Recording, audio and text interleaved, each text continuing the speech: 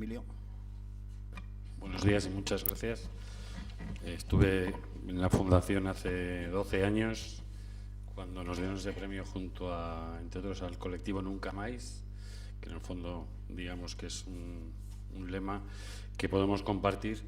Yo estoy aquí por algo que ha ocurrido hace 79 años y eso da medida del peso que tiene el pasado sobre el presente, como cuando una sociedad no resuelve conflictos o consecuencias de las violaciones de derechos humanos y como en el caso del Estado español intenta barrerlas debajo de una alfombra y considerar que todo estaba resuelto, pues al final quienes van caminando sobre esa alfombra se acaban tropezando, como fue mi caso, que por casualidad en marzo del año 2000, entrevistando a Arsenio Marcos, un militante comunista que había estado 6 años en la cárcel, me llevó al lugar donde estaba la fosa de mi abuelo y ahí creció una pregunta que era qué hacer con ella, ¿no? Yo escribí un artículo entonces en la prensa local titulado Mi abuelo también fue un desaparecido, porque 2 años antes había sido detenido Pinochet en Londres y la Audiencia Nacional Española había aplicado el principio de justicia universal para ello, pero digamos que no había una mirada de los derechos humanos sobre los crímenes de la dictadura, por lo menos en mi generación, ¿no? Yo había hablado pues, con mis compañeros de colegio, con mis amigos, de qué les había ocurrido a nuestros abuelos en la guerra, pero bueno, o habían muerto aquí o habían muerto allí y nada más, ¿no? Pero evidentemente había más cosas y durante muchos años incluso una cierta parte de la historiografía había tenido la obsesión por contar, por dedicarse a lo cuantitativo, a cuántos muertos había generado cada uno de los llamados bandos, pero lo cualitativo pues ha ido emergiendo poco a poco y tiene que ver con, bueno, con cosas de las que hablaba Lourdes, de gente que detrás tiene historias y que ha sido víctimas de crímenes que no prescriben, ¿no? Cuando acaba la guerra, el franquismo hizo, entre comillas, sus políticas de la memoria. Ahí hay un par de decretos, el primero de ellos sobre las exhumaciones que se podían hacer en el año 39, que eran exclusivamente para víctimas de la barbarie roja, como dice ese decreto del 16 de mayo. Y en el de la derecha se puede ver cómo el 80% de las plazas en la administración pública, y hablamos de una administración pública bueno, mermada por la guerra, los exilios, las represiones, estaban reservadas para mutilados, excombatientes, exhaustivos y personas de la familia de las víctimas de la guerra, ¿no? Quiero decir, a las familias de las víctimas de esa barbarie roja se les dio todo tipo de apoyos por parte del Estado. En este caso era un trabajo en la administración para toda la vida, pero cualquier negocio que precisara una licencia pública, un estanco, una administración de lotería, pues venía por el mismo camino, ¿no? Y ahí se pueden ver exhumaciones que se hicieron en la posguerra con el dinero de todos, quizá incluso podríamos decir con mucho dinero de los incautados por la represión, ¿no? Ya que hubo gente que incluso fue juzgada póstumamente y la sentencia se asemejaba bastante al patrimonio que tenía su familia, ¿no? Y se hicieron esas exhumaciones en la posguerra. Es curioso, hay imágenes en la película de Barsino Martín Patino, Canciones para después de una guerra, ¿no? Donde habla en Torrejón de los mártires y va haciendo un relato, ¿no? De esas exhumaciones. Familias tuvieron que esperar a la transición, ¿no? Y en muchos casos sin el apoyo institucional. Yo cuando veía ahora las fotos de Lourdes, donde había actos con representantes institucionales, pues nosotros a menudo carecemos de esa presencia en los actos de entrega de los restos y de hecho muchos discursos de muchos alcaldes a veces son que prefieren mantenerse neutrales, ¿no? Y bueno, pues están hablando de distanciarse de quienes han padecido violaciones de derechos humanos. Eso es, digamos, lo que ha quedado en buena parte de la cultura política del Estado español, que considera la neutralidad, que es esa equidistancia, ¿no? En la transición se hicieron algunas de estas exhumaciones. Ahí se puede ver un libro a la derecha, El desaparecido, posiblemente fue el último desaparecido de la dictadura en septiembre del año 1973, Cipriano Martos, un militante del FRAP, que fue detenido en Reus, obligado a beberse un cóctel molotov y asesinado por la policía, y su familia no pudo recuperar su cadáver. También lo pongo aquí porque hay historiadores que se han molestado cuando nosotros hemos empezado a utilizar el término desaparecido, porque les parecía como traer una palabra de América Latina, que si aquí ya teníamos el eufemismo paseados, ¿por qué teníamos que utilizar una palabra que no forma parte de nuestro lenguaje, ¿no? Lo cual a mí me parece gravísimo el hecho de que yo tenga que llamar paseado, que yo sé que la gente entiende lo que se dice, pero que esconde detrás la realidad del mayor crimen que se puede cometer contra un ser humano, que es secuestrarlo, detenerlo ilegalmente, torturarlo, asesinarlo y esconder su cadáver, ¿no? Las familias en la transición, como se ven ahí algunas fotos, esa noticia, yo vivía entonces en Aranjuez cuando se hizo esa exhumación, pero no me enteré. Bueno, hicieron sin trabajo científico, pero algo que demuestra que los derechos humanos no hace falta haberlos leído ni conocido para defenderlos, ¿no? Precisamente forman parte de la base de la mínima dignidad que requiere alguien, independientemente del carné político que lleve en un bolsillo, ¿no? Y así esas familias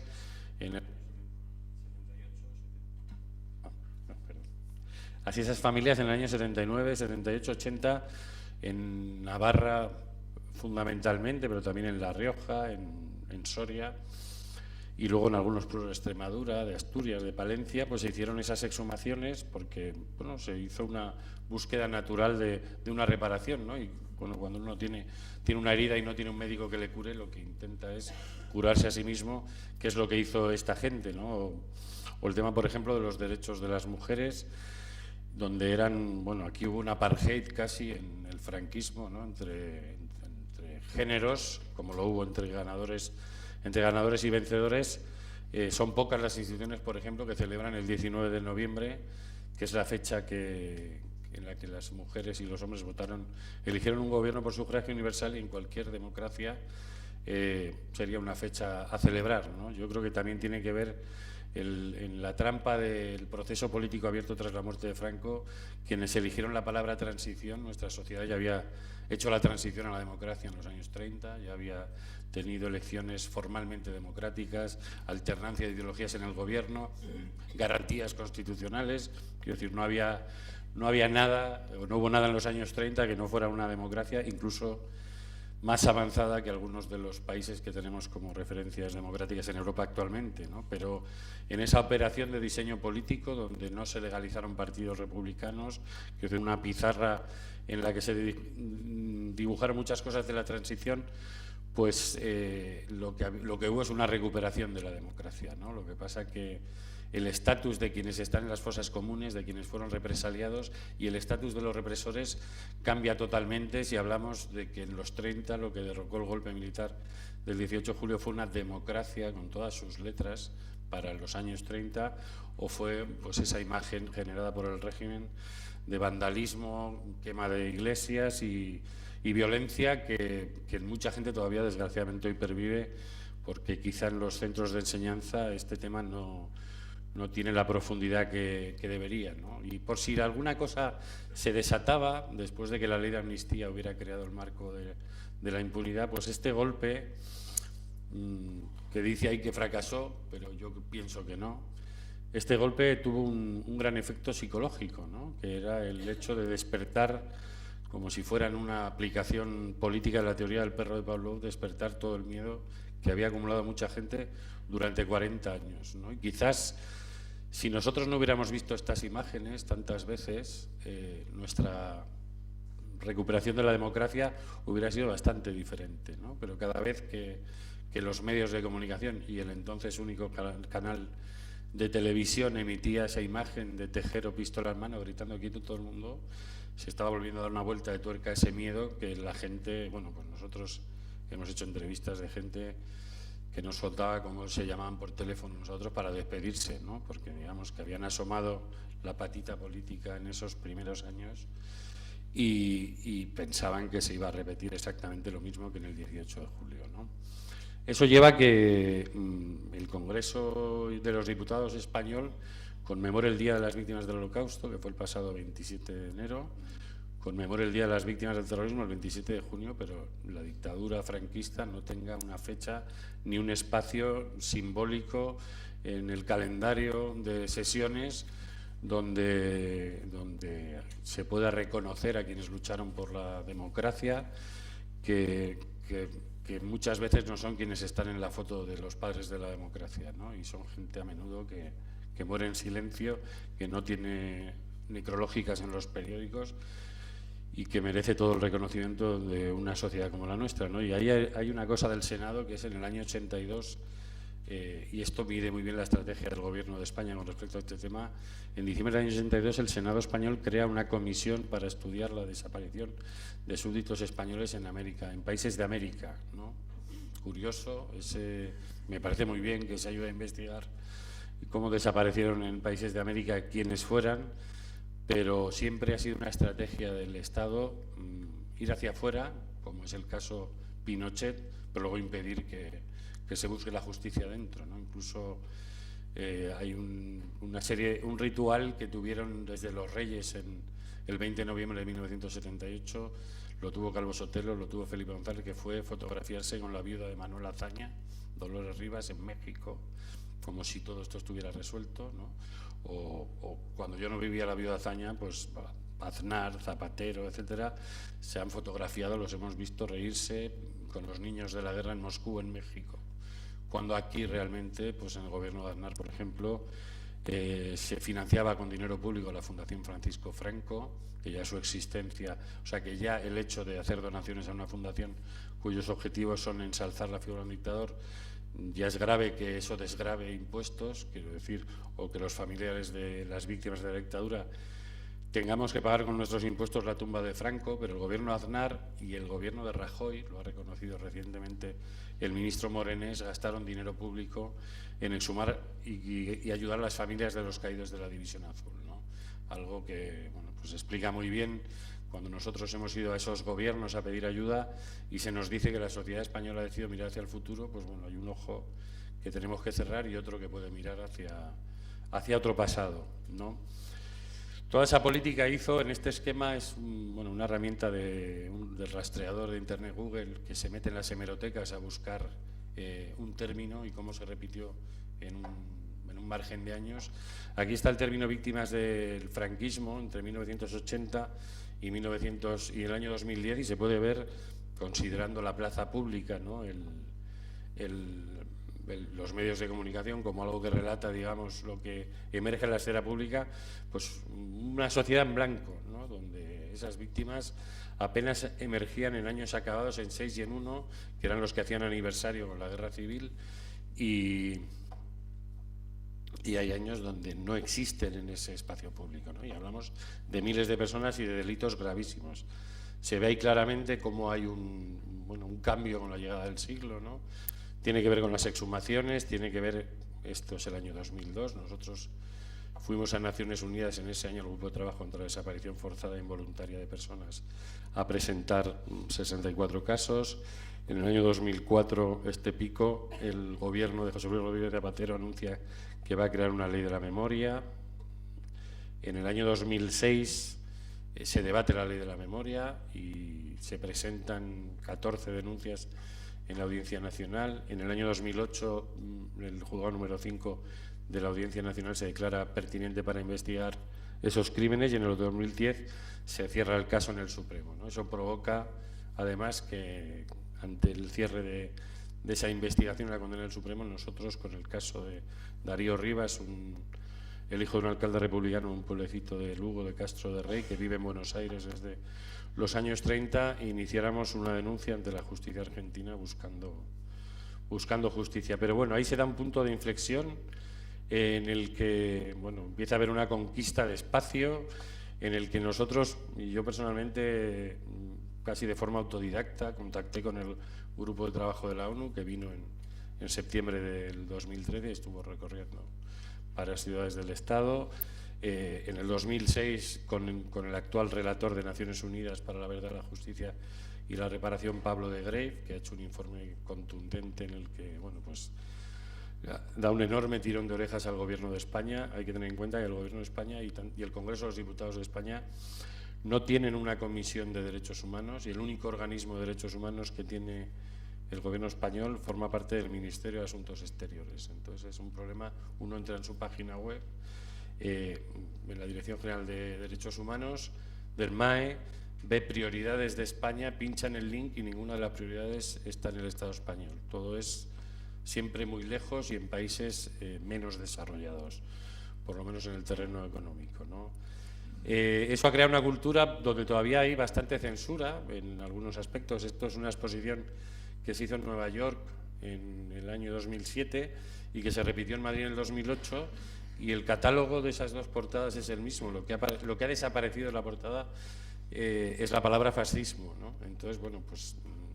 aquí todavía, o por lo menos donde yo vivo en Madrid, no se puede llamar a las cosas por su nombre, ¿no? Y si ni siquiera podemos enunciar, ¿cómo vamos a poder denunciar algo que ha ocurrido y que ha sido gravísimo? Bueno, como decía, en ese año, en el 14 de abril del año 2010, se presenta esta querella. El hombre que está en medio de la foto es Darío Rivas, del que hablaba. A su derecha está Nora Cortiñas, fundadora de las Madres de Plaza de Mayo, que el año pasado estuvo en el penal de Valdenoceda, en Burgos, donde se entregaban los restos de varios presos identificados. Y a la izquierda está Inés García Holgado, sobrina de otros dos desaparecidos. Y bueno, se presentó esa querella buscando la aplicación del principio de justicia universal y viendo si lo que había ocurrido a finales de los 90 en la Audiencia Nacional Española, diciéndole a Chile y Argentina que solucionaran sus problemas con sus dictaduras, era algo así como una especie de acto neocolonial, ¿no? Donde la metrópoli les dice: pongan ustedes orden en lo suyo mientras yo no hago nada con lo mío, ¿no? Y realmente, desde que se puso esa querella, el Estado español ha tratado de obstaculizarla. Se puso el 14 de abril, el 21 de abril el fiscal general del Estado entonces, Cándido Conde Pumpido, estuvo en Buenos Aires y tuvo una entrevista con el fiscal al que le había caído ese caso, y unos días después el fiscal argentino dijo que esto ya se estaba juzgando en España, cuando una instancia superior del Poder Judicial argentino le pidió que lo demostrara. Dijo que lo había leído por internet. Bueno, pues no solo eso, sino que se ha utilizado el juicio contra Garzón como la prueba de que ya se estaba investigando el franquismo aquí, ¿no? Por suerte, y aquí hay algunas personas que han hecho miles de kilómetros para declarar delante de una jueza, pues en la justicia argentina este caso ha tenido acogida, ¿no? Y ha llevado al hecho de que por primera vez haya una serie de imputados, de torturadores y responsables de la dictadura, que en principio ya no van a poder poner un pie fuera del Estado español, porque es dentro donde están más seguros, ya que tienen una orden de detención. Pero es muy simbólico cómo la visita de Antonio González Pacheco, Billy el Niño, a la Audiencia Nacional llegó en un coche de la policía, digamos que escoltado. Cuando salió, es muy curioso ver las imágenes, cómo le abren la puerta de atrás, como si fuera una persona muy importante, y mientras los que estábamos enfrente manifestándonos éramos multados por la policía. En mi caso, porque yo intentaba repartir a un grupo de corresponsales extranjeros un reportaje de la revista Interview donde se hablaba de quiénes eran Jesús Muñecas y Billy el Niño. Me colé 2 veces por un control que había en la policía hasta llegar a la prensa y se me denunció por hostigamiento, ¿no? Entonces, eso demuestra un poco cómo está el mundo al revés, ¿no? Realmente, bueno, pues a quien se debería cuidar es a gente como Ascensión Mendieta, que está ahí a la derecha, una mujer que cumplió 98 años a bordo de un avión que iba de Madrid a Buenos Aires, y a la que recientemente el juzgado de Guadalajara le ha denegado la exhumación de su padre, bueno, por cuestiones casi burocráticas, pero lleva un año, una petición, casi llega un año de la jueza argentina María Servini de Cubría para que se haga esa exhumación, y han estado, bueno, pues mareando informes durante estos 9 meses, ¿no? Y es muy triste que una sociedad haga a gente como Ascensión, que ya pasó bastante cuando el principio de lo que sufrieron estas familias fueron, bueno, esos asesinatos, que tenga que andar volando a Buenos Aires no para darse un paseo por la ciudad, sino para intentar buscar en el sitio que sea un derecho que tienen, ¿no? Y en ese sentido, la ley de la memoria que se aprobó en el año 2007, que lleva 7 años en vigor, entró en vigor en diciembre del 2007, pues hablaba, por ejemplo, de facilitar las cosas en las exhumaciones, ¿no? Y los derechos humanos, evidentemente, no se facilitan, los derechos humanos se garantizan. Si un derecho, o le quieren llamar derecho, a que alguien de Aranzadi tenga un fin de semana libre para ayudar a una familia, de lo que cualquier familia va a estar enormemente agradecida, pues evidentemente no podemos decir que vivimos o no podemos escribir la palabra democracia con mayúsculas, ¿no?, cuando hablemos del sistema político en el que vivimos, porque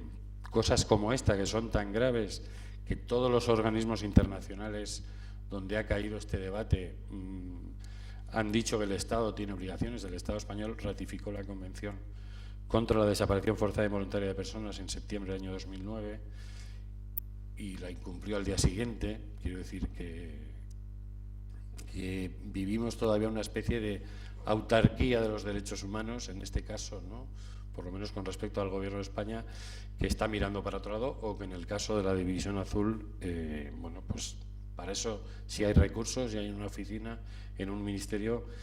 al que pueden acudir los familiares, ¿no? Y eso es muy grave, entre otras cosas, porque desgraciadamente la cultura de los derechos humanos se construye sobre tragedias, ¿no? Y una de las cosas que nosotros tenemos que aprovechar es precisamente en este presente todos los frutos que puede darnos ese pasado trágico, ¿no?, que desgraciadamente es así, que representa muy bien esa ilustración de Castelao, un intelectual gallego del que se cumplen ahora 50 años de su muerte en el exilio argentino, que se ve como echan cadáveres en una fosa. Ese dibujo está hecho en 1937 y debajo hay una leyenda que dice: no entierran cadáveres, entierran semillas, ¿no? Y esa palabra explica perfectamente cómo el trabajo de la memoria, entre otras cosas, tiene que ser una vacuna contra las violaciones de derechos humanos. Y para eso no hay nada mejor que el conocimiento. Yo considero, cuando abrimos las primeras exhumaciones, y se hicieron las primeras exhumaciones, hubo, bueno, un debate acerca de si se abrían las fosas, si no se abría. Yo recuerdo una exdiputada del Partido Socialista, Ludivina García Arias, que decía que lo que había que hacer era dejarlas como estaban y poner encima un monolito, ¿no? Evidentemente un monolito, que es un lugar de reconocimiento que no tiene por qué estar, por eso ya se sabe por experiencia, donde se piense que está en la fosa, pero evidentemente no está enseñando lo que ocurrió en ella, ¿no? Y yo creo que eso es importantísimo, ¿no? Hay que enfrentarse al pasado, mirarlo de frente y sacar de él las consecuencias que tiene que sacar una democracia, ¿no? Y este dibujo de la Miriam serie de Castelao, Galicia mártir y Atila en Galicia, pues enseña a ese hombre muerto con dos niños que lo están llorando, y debajo dice la última lección del maestro, ¿no? Y la última lección del maestro es enseñar su muerte. Y cada vez que se abre una fosa, ¿no?, y ahí está el debate de si hay que abrirlas o no, quienes están en ella, que en general fueron gente que lo que quería eran buenos derechos sociales y un sistema del bienestar y libertades como el que en parte tenemos ahora, ¿no?, y la libertad que tengo yo ahora para expresarme y decir lo que me dé la gana al respecto, pero cuando se abre una fosa se le está dando la oportunidad a aquellas personas para que cuenten lo que les hicieron, ¿no? Y ahí está el deber de todo ese poliedro que enseñaba Lourdes, ¿no?, como esto se va haciendo más complejo y en ese sentido más interesante. Yo tengo libros argentinos, pues igual uno se titula Memoria histórica para adolescentes, que cosas que cuando yo me lo trajeron hace años, pues aquí me parece inimaginable, ¿no? Pero ahí hay todo un trabajo que hacer desde las instituciones, ese reconocimiento, por ejemplo, de los alcaldes, ese certificado que salía entregando el alcalde. En el caso de la ley de la memoria se entregaba un certificado de reparación personal sin ninguna reparación. Era una especie de arte del lenguaje, ¿no?, porque te llegaban un sobre a casa, no en un acto público donde una institución te reconoce, te llegaban un sobre a casa a contarte lo que tú ya sabes, que es que has sido preso político o que asesinaron a tu padre, ¿no? Y ahí el Estado español omitió el deber de hacer un acto público con ese reconocimiento, ¿no? Ningún presidente del Gobierno de España ha hecho todavía, cuando van a cumplirse 40 años de la muerte del dictador, un acto público con las víctimas de la dictadura, ¿no? Los ha tratado como si fueran una especie de casta intocable a la que conviene que la democracia no se acerque, y eso es algo que debería cambiar, ¿no? Porque precisamente no vamos a poder avanzar, o con el lastre de tener esto resuelto, una sociedad no va a poder construir otras cosas hasta que repare aquellas, ¿no? Y ese maestro que está ahí, que podía ser mi abuelo o cualquiera de los hombres que está en una de esas fosas, cuando se le exhuma y se cuenta lo que le hicieron, está dándonos una gran lección de historia y de lo que son los derechos humanos. Muchas gracias.